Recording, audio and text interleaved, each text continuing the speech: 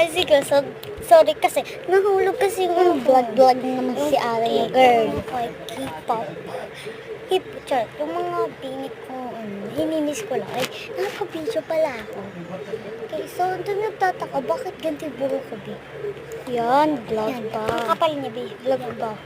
Turuan niyo ako, guys, magpuyod ay. Hindi kasama magpuyod ng na. Guys, paano ba? Ganito. Tuloy nyo na, huwag kakapurod dala. Huwag kayo mambash biyan. And Sakit alam ko lang din yung sa akin na pinupulo ko. mambash. Minsan kasi may nambash sa akin. And then, nagpaano ako.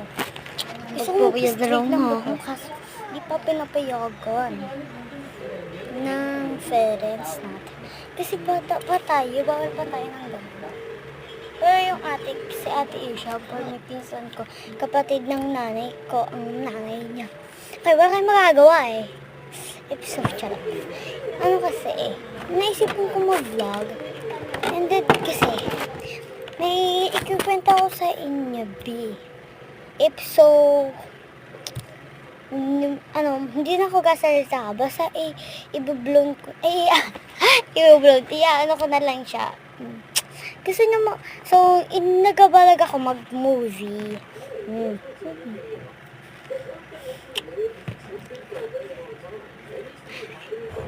So guys, wala na ako boses.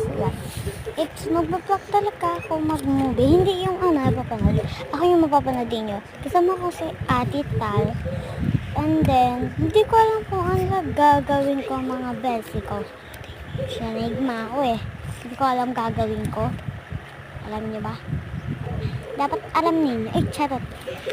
So, mamaya muna tayo sa mga table natin. And magti-tiktok pa ako pagkatapos nito. Alam niyo na ba? Magti-tiktok ako.